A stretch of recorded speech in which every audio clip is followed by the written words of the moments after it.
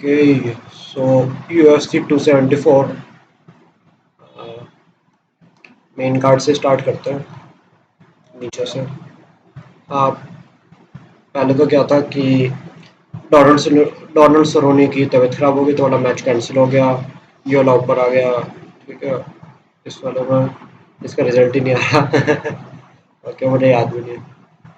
I think chaos Williams जीत गया था। Next, इसमें स्प्लिट डिसीजन से शोगन रुआ हार गया। हम्म, एक थोड़ी कुछ अच्छी फाइट नहीं थी। अच्छी फाइट ये थी, परफॉर्मेंस ऑफ द नाइट भी जीता है उसने। Michael Chandler versus Tony Ferguson की। फर्स्ट राउंड में टोनी काफी ऐसा लगे, लाइक टोनी का लग रहा था कि ओल्ड टोनी एल कोई वापस आ चुका है, बट एक नॉकडाउन भी हुआ इवन। लेकिन माइकल चैंडलर ने इवेंट फर्स्ट राउंड के एंड तक थोड़ा कमबैक वगैरह कर दिया था। मतलब ज्यादा तो मतलब ऐसा कुछ स्पेशल कमबैक नहीं था, बट मतलब नॉकडाउन के बाद उन्होंने अच्छे से रिकवर कर लिया था खुद को। और ओवरऑल अगर फर्स्ट राउंड के हिसाब से देखा जाए तो जो वो है क्या कहते हैं, जो नंबर ऑफ सिग्निफिकेंट स्ट्राइक्स है वो माइकल चैंडलर की ही ज्यादा थी बाय 1 और 2 margin, if I am not wrong. तो देख लेते हैं एक बार, टाइम है। हाँ, तो जो सिग्निफिकेंट स्ट्राइक्स थी ओ बाय 7 ज्यादा थी उनकी। ठीक है। और माइकल चैंडलर ने टेक डाउन भी किया था टोनी पे, लेकिन टोनी जल्दी उठ गए थे। और मतलब फर्स्ट राउंड में तो मेन सिग्निफिकेंट पॉइंट्स यही थे, बट जैसे ही सेकेंड राउंड स्टार्ट होते ही within the first 90 seconds और सो माइकल चैंडलर ने एक फ्रंट किक मारी टोनी फर्गुसन के मुंह पे। और टोनी भाई शैडो रैल्म की तरफ चलते बने। और टोनी का मतलब मैच तो वहीं पे नॉकआउट हो गए थे वो। और उसके बाद भी लाइक अराउंड 4 to 5 मिनट्स वो जमीन पे ही पड़े रहे। तो डॉक्टर्स वगैरह की हेल्प से जब वो उनको होश आया तो उनको हॉस्पिटल ले जाया गया ना। वो होपफुली वो ठीक है, हॉस्पिटल से रिलीज्ड है। बट बहुत ही बुरा हुआ मतलब टोनी के साथ। बट फाइटिंग स्पोर्ट्स में ये सब तो होता ही। माइकल चैंडलर की बेस्ट विशेस भी थी टोनी फर्गुसन के साथ पोस्ट मैच में। और ये फर्स्ट टाइम था जब टोनी फर्गुसन के चिन्ह ने एक्चुअली जॉब दे दिया। बट कि कितनी पावरफुल थी जो आपको रिप्लेस वगैरह में देखेगा कि I am pretty sure Tony की जगह कोई और भी होता तो वो भी नॉकआउट हो ही जाता टोनी पे। और टोनी फर्गुसन की फॉल भी काफी ज्यादा वाइल्ड सी थी। मतलब जब वो नॉकआउट हो चुके थे तो वो फेस फर्स्ट जमीन पे गिरे हैं। तो डेट वाज प्रीटी स्केरी। अब देखना ये है कि टोनी फर्गुसन आगे एक और फाइट के लिए वो करते हैं कि नहीं करते हैं। This is has fourth loss in a row after 12 fight win streak from the golden days of Tony Ferguson. So first time Gaethje के साथ हारे थे वो, जब खबीब वाली फाइट की जगह गेची के साथ हुआ था इंटरम बेल्ट के लिए। फिर उसके बाद चार्ल्स ओलिवेरा से हारे हैं ये, जिनमें उनका सब चार्ल्स ओलिवेरा ने ऑलमोस्ट उनका हाथ फ्रैक्चर कर दिया था आर्म बार से। और उसके बाद बनील डार्यूश के साथ हुआ था जिसमें लेग लॉक से उनका ऑलमोस्ट पैर गया था। और अभी माइकल चैंडलर के साथ जिसमें वो डेवेस्टेटिंग नॉकआउट हुआ है उनको फ्रंट फेस किक के साथ। तो अब देखना यही है कि टोनी फर्गुसन अब ओवरऑल रैंकिंग्स में कहाँ स्टैंड करते हैं। और ये देखना है कि क्या वो कम करेंगे। By far this was Tony's best performance, but एक ही राउंड था तो हम ज़्यादा जज कर नहीं सकते आगे। और माइकल चैंडलर की तारीफ जितनी करेंगे उतनी कम है, क्योंकि माइकल चैंडलर ने अपनी सारी फाइट्स में लाइक अच्छी परफॉर्मेंस दी है। From his first fight against hangman, जिसमें उन्होंने ब्रूटल नॉकआउट किया था उनको केज के आसपास वो फर्स्ट राउंड में। फिर उसके बाद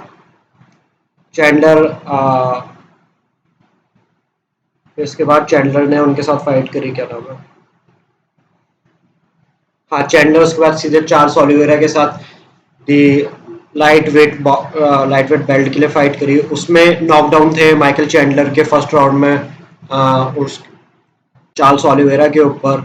और फिर इन्होंने फाइट करी है जस्टिन गेची के साथ, जो कि फाइट ऑफ द ईयर थी। तो उसमें तो अगर फाइट ऑफ द ईयर हो चुकी है तो उसमें विनर और लूजर डिसाइड करना आई थिंक मुझे नहीं लगता कि इतना बेस्ट होगा। कि अगर फाइट ऑफ द ईयर ही है, तो आप सोच सकते हैं कि कितना नेक टू नेक कंपटीशन होगा, और जो कि हुआ भी था। दोनों एक वॉर से गुजरे थे, और मुझे नहीं लगता उसमें कोई प्रॉपर जीता था, कोई प्रॉपर हारा था। और at the end of the night Justin Gaethje ने वो मैच जीत लिया था, और माइकल चैंडलर हारे थे, तो उनकी रैंक नीचे हुई थी, और जस्टिन गेजी ओवरऑल रैंक पे ऊपर गए। और जस्टिन गेजी ने मेन इवेंट में फिर उनके साथ चार्ल्स ओलिवेरा के साथ फाइट भी करी, जिसके बारे में हम आगे बात करेंगे। बट अब चैंडलर के लिए है कि चैंडलर के साथ आगे क्या होता है। टोनी फर्गुसन को हराने के बाद क्या चैंडलर को सीधा डायरेक्टली टाइटल शॉट मिलना चाहिए? I don't think so. I think Islam के साथ फाइट करा सकते हैं चैंडलर की, नहीं तो चैंडलर ने ऑलरेडी कॉनर मैकग्रेगर को कॉल आउट कर ही दिया है एट 170 पे। तो 170 आई थिंक एक वेट है जहाँ पे कॉनर भी थोड़ा कंफर्टेबल होगा, और माइकल चैंडलर का भी आई थिंक नेचुरल वेट उसके अराउंड ही होना चाहिए। 170 नहीं तो 180 पे ही होगा माइकल चैंडलर का भी नेचुरल वेट। तो I think Conor McGregor versus Michael Chandler is the fight to make, और that's just about it. Tony Ferguson का देखते हैं कि अगर कमबैक होता है तो माइकल चैंडलर के नीचे कोई नया ही वो होगा, लाइक कोई रिलेटिवली अगर न्यू फाइटर है तो आई थिंक टोनी की फाइट उनसे करानी चाहिए, और एक अच्छा रिटायरमेंट देना चाहिए, क्योंकि टोनी फर्गुसन वो इंसान है जिन्होंने लाइट वेट डिवीजन को बिल्ड किया है, और एक लेजेंड है वो खुद में। 12 फाइट विन स्ट्रिक कोई छोटी बात नहीं होती है किसी भी उसमें। So that's about it. Next fight was Rose Namajunas versus Carla Esparza. इससे घटिया फाइट आप शायद ही कभी देखोगे, लाइक बहुत ही बोरिंग फाइट थी, इसमें कुछ खास हुआ नहीं। फर्स्ट राउंड हुआ, नथिंग। फर्स्ट राउंड में हमें ऐसा लगा कि दोनों एक दूसरे को टेस्ट कर रहे हैं, सेकंड राउंड से स्टार्ट करेंगे। सेकंड राउंड में भी दोनों एक दूसरे को टेस्ट ही कर रहे थे, इवन थर्ड राउंड में भी ऐसा ही हो रहा था। थर्ड राउंड के अराउंड कार्ला एस्पराजा ने एक टेक डाउन किया था, लेकिन उसमें से भी रोज नामाजूनस तुरंत तुरंत अपनी फीट पे वापस आ गई थी। सो आई डोंट नो, एक या दो ही सिग्निफिकेंट लेग किक्स भी थी टोटल उसमें।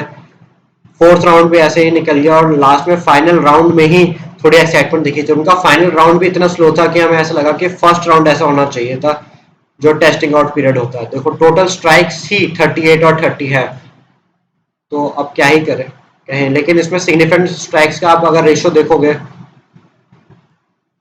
तो टोटल स्ट्राइक्स 30 लैंड करी हैं, और 30 लैंडेड स्ट्राइक्स में से 30 की 30 सिग्निफिकेंट स्ट्राइक्स थी कार्ल एस्पराजा की। रोज की 38 में से 37 थी। एक टेक डाउन रोज का भी था फाइनल राउंड के एंड में, लेकिन कार्ल एस्पराजा के 2 टेक डाउन थे। सो आई गेस जो 2 टेक डाउन थे और जो ऑक्टोगन कंट्रोल था उसकी वजह से रेफरीज ने जो डिसीजन लिया स्प्लिट डिसीजन से कार्ला एस्पराजा को न्यू वुमेन स्ट्रॉवेट चैंपियन डिक्लेयर किया गया है, जो कि अच्छा भी था। लाइक अगर आपकी फाइट की ऐसी स्ट्रेटेजी और अगर आप सब कुछ ही रेफरीज के सब कुछ ही जजेस के स्कोर कार्ड पे डिपेंड कर दोगे तो कभी हार या जीत तो मतलब आपको ऐसे मिलेगी शॉकिंग डिसीजंस मतलब होना तय ही था। और फनी चीज़ ये थी कि अराउंड राउंड थर्ड और फोर्थ में even the commentators were so bored that Joe Rogan and DC were talking about कि इससे ज़्यादा कौन सा मैच ज़्यादा बोरिंग है। लाइक तो उन लोगों ने इसराइल आदेसानिया वर्सेस योएल रोमेरो की बात करी, डेरिक लुइस वर्सेस फ्रांसिस नगानो की बात करी। सो लाइक एक मैच कितना बोरिंग हो सकता है कि आपको दूसरे मैचेस के बारे में बात करना पड़ा, तो ये काफ़ी कुछ सोचने की चीज़ है। पर्सनली मुझे नहीं लगता एक इमीडिएट रीमैच होना चाहिए। I think Carla Esparza should defend against someone else, and Rose Namajunas should fight someone for #1 contendership. So moving on to the main event, Charles Oliveira versus Justin Gaethje। तो हुआ क्या था, Charles Oliveira ने wait ही miss कर दिया था। He weighed at 155.5 pounds after 2 hours of Justin Gaethje जब उन्होंने वेट बनाया था। तो उसके बाद चार्ल्स ओलिवेरा फाइनली आए थे, तो उसके बाद 155.5 था। तो उसके बाद वो दोबारा गए, उनको दोबारा 1 घंटे का टाइम लिया उन्होंने, जो कि मैक्सिमम टाइम था जो कि कोई चैंपियन ले सकता है वे इन के टाइम पे। तो उसके बाद भी चार्ल्स ओलिवेरा जब आए उन्होंने वे इन किया टावल वगैरह की हेल्प से, फिर भी वो 155.5 पाउंड्स पे ही थे।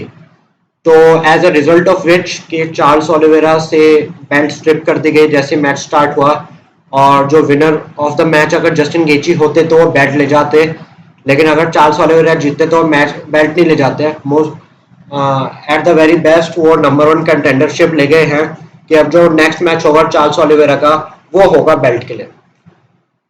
सो फर्स्ट राउंड एक ही राउंड तक मैच चला। मैच के स्टार्टिंग में जस्टिन गेची ने अच्छे कॉम्बोज यूज करे और चार्ल्स ओलिवेरा का 2 बार नॉकडाउन भी किया, लेकिन जस्टिन गेची खुद को डलज नहीं करना चाहते थे। चार्ल्स ओलिवेरा जो कि ब्राजीलियन जुजुत्सु के मास्टर हैं, तो उन्होंने वापस उनको दोनों बार खड़े होने का मौका दिया।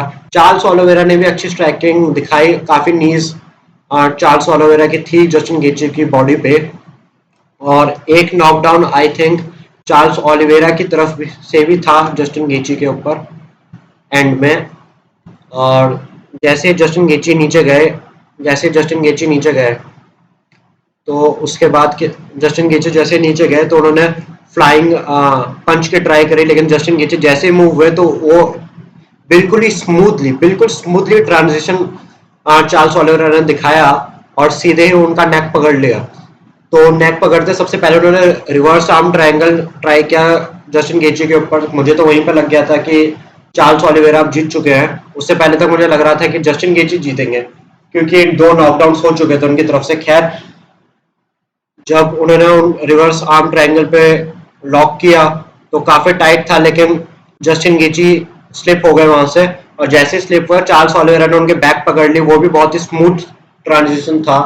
और एक बार जब चार्ल्स ओलिवेरा किसी के बैक पकड़ लेते तो चाहे वो डस्टिन पोरियर क्यों ना हो, चाहे वो जस्टिन गेची क्यों ना हो, चाहे वो एडसन बारबोजा क्यों ना हो, चाहे वो कोई भी हो, चार्ल्स ओलिवेरा की पकड़ से इजीली निकलना बहुत मुश्किल है। तो चार्ल्स ओलिवेरा सबमिट्स जस्टिन गेची।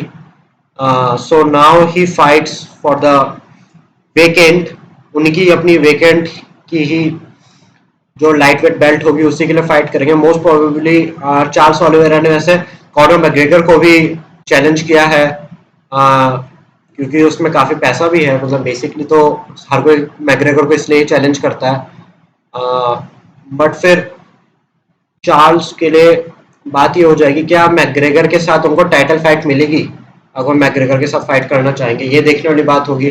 दूसरी बात ये है कि अगर जस्टिन गेची नहीं तो और कौन, क्योंकि जस्टिन गेची हार चुके हैं, डस्टिन पोरियर हार चुके हैं। तो फाइट या तो बनील डारियुश, इसराइल कह रहा हूँ, इस्लाम माखाचेव या फिर माइकल चैंडलर, इनमें से किसी के साथ ही टाइटल फाइट करानी पड़ेगी, क्योंकि विनर्स फाइट विनर्स जो यूएफसी का अनकहा रूल है, तो उसके हिसाब से यही होगा। मीनवाइल जस्टिन गेची के लिए I think Justin गेची can fight Dustin Poirier next. अगर डस्टिन पोरियर नेट डियाज के साथ फाइट नहीं करते हैं तो नेट डियाज की फाइट थोड़ी सी शायद से लीक वगैरह के जो चांसेस थे वो आई गेस उनके खामजाद चिमाव के साथ थे। बट खामजाद वाला जो इशू था, जो रूमर था, वो डेना वाइट ने पोस्ट मैच इंटरव्यू में उसने मना कर दिया। उसने बोला था वो खाली एज अ टेम्पलेट यूज कर रहे थे कि ये पॉसिबल है, लेकिन अभी कुछ रिटर्न में नहीं है। So that could be something that we should look forward to, but apart from that कुछ खास और आगे बचा नहीं है इवेंट में। तो मेन कहानी तो यही है कि the light weight division do have a champion and it's name is Charles de Bronx Oliveira. Even तो उनके पास बेल्ट नहीं है, लेकिन राइटफुल किंग वही है। अब इतनी डोमिनेंट परफॉर्मेंसेस चार्ल्स ओलिवेरा की रही है, इनके विन स्ट्रिक भी काफ़ी बड़ी हो चुकी है। सो देखने की बात यही है कि अब ओलिवेरा नेक्स्ट किसको फेस करते हैं। अगर हम इनके रिकॉर्ड की तरफ जाएंगे तो इनकी विन स्ट्रिक काफ़ी बड़ी है। Like I think 12 fight win streak हो चुकी है उनकी। चार्ल्स ओलिवेरा की जो बिगेस्ट बात थी, वो बिगेस्ट बात यही है कि ये फ्रॉम स्टार्ट इन्होंने खुद को एज अ फाइटर ग्रो किया है यूएफसी में ही कम्प्लीटली। सो ओके, 2017 से आई थिंक इनकी विनिंग स्ट्रिक स्टार्ट होती है। 1 2 3 4 5 6 7 8 9 10 11 12 13 13 फाइट विन स्ट्रिक हो चुकी है चार्ल्स ओलिवेरा की, जिसमें एक से एक दिग्गज नाम है, जैसे Paul Felder, Clay Guida, Clay Guida, Miller, even Kevin Lee, Tony Ferguson, Michael Chandler, Dustin Poirier और नाउ जस्टिन गेची भी अब उस लिस्ट में शामिल हो चुके हैं। तो एक डिस्कशन ये हो सकता है कि क्या चार्ल्स ओलिवेरा वर्सेस, क्योंकि ड्रीम फाइट्स बनाना हमें पसंद है, तो क्या चार्ल्स ओलिवेरा वर्सेस खबीब नूरमागोमेडोव की फाइट अगर कभी होती, मतलब करंट चार्ल्स ओलिवेरा की फाइट अगर हम जो रिटायरमेंट के टाइम पे जो खबीब नूरमागोमेडोव थे उनकी अगर फाइट हम कराते तो कौन जीतता उसमें। अब देखने की बात यह है कि काफी कॉमन अपोनेंट्स रह चुके हैं चार्ल्स ओलिवेरा और खबीब नूरमागोमेडोव की वजह के बीच में, जैसे दोनों की लास्ट फाइट थी जस्टिन गेची के अगेंस्ट, और जस्टिन गेची ने ज्यादा सर्वाइव किया था खबीब खबीब के अगेंस्ट, और पोरियर के उसमें भी I guess almost around same ही था, लेकिन पोरियर के राउंड पे आई गेस सेम ही था खबीब का, अराउंड थर्ड और सेकंड राउंड में ही हो गया था। माइकल चैंडलर के साथ खबीब की कभी फाइट नहीं, टोनी फर्गूसन के साथ तो किस्मत ही खराब थी, कभी हो ही नहीं पाई। बट जिस हिसाब से चार्ल्स ओलिवेरा ने टोनी फर्गूसन को डोमिनेट किया था, और डस्टिन पोरिये और जस्टिन गेची को भी डोमिनेट किया, उनका ब्राजीलियन जुजुत्सु अगर इतना ही स्ट्रांग है तो it's something to think about whether he can defeat Khabib और नॉट। सो ये तो ड्रीम मैच है, ड्रीम मैच के बारे में तो हम क्या ही कह सकते हैं। So that's just about it. Next एक बार हम लाइट वेट, क्योंकि पूरा इवेंट ही, yes, Charles Oliveira still number 1, ये टाइटल है। नेक्स्ट फाइट्स जो अभी होने वाली है वो रैंकिंग्स की तरफ देख लेते हैं एक बार लाइव स्ट्रीम एंड करते वक्त।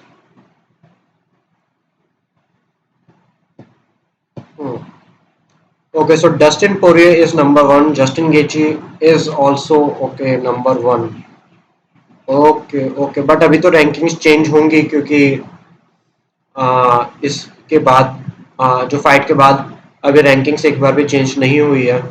सो आई गेस जस्टिन गेची नीचे आ जाएगा, इस्लाम माखाचेव और बेनिल डैरियुश ऊपर जा सकते हैं, माइकल चैंडलर भी ऊपर जाएंगे।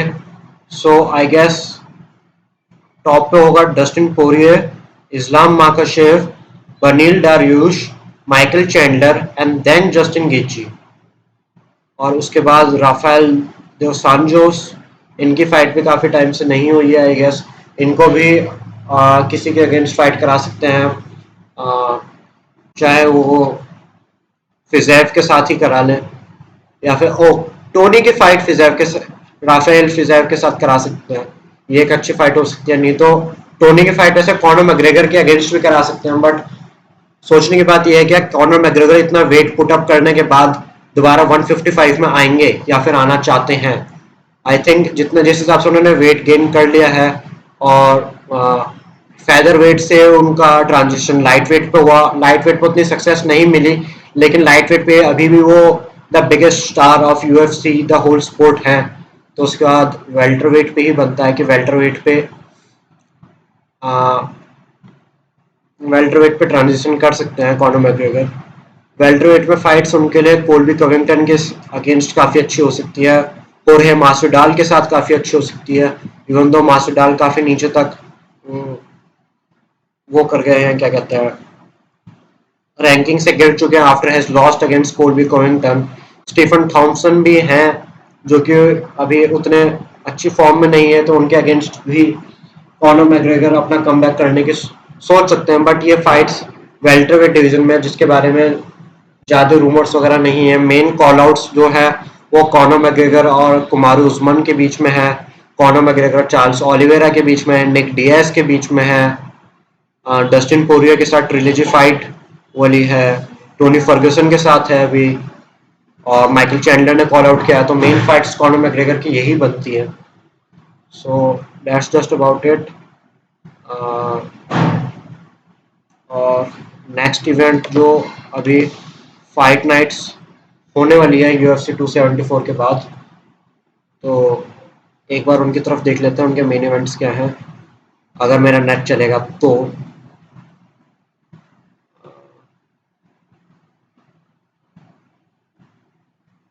Okay okay okay, next UFC fight night May 15 को जो होगी, यान ब्लहोविश वर्सेस रैकिक की होगी। Jan Blachowicz former light heavy weight champion रह चुके हैं, जिनको ग्लोवर टिशेरा ने हरा दिया था। सो आई गेस ये फाइट नंबर 1 कंटेंडर के लिए हो सकती है। उसके बाद जो फाइट नाइट होगी वो होगी हॉली होम और वियरा के बीच में। उसके बाद अलेक्जेंडर वॉलकॉव वर्सेस रोजन स्ट्रिक, तो ये हैवीवेट बाउट होगा। और उसके बाद UFC 275 है जून 12 में, अगले महीने पर। तो अभी तो अराउंड 30 डेज से भी ज़्यादा है। तो ग्लोवर टिशेरा वर्सेस जीरी प्रोशेस्का के बीच में फाइट है, तो एक बार देख लेते हैं। उसके बाद कैल्विन केटर की भी फाइट है। एक बार इसका कार्ड हम प्रीव्यू थोड़ा सा कर लेते हैं, स्नीक पिक टाइप की। ओके, मेन इवेंट तो यही है। वैलेंटिना शेवचेंको की फाइट भी है flyweight title bout against Taila Santos, जिसमें मोस्ट प्रोबेबली वैलेंटिना ही जीतेंगी और फेवरेट होंगी जीतने के लिए।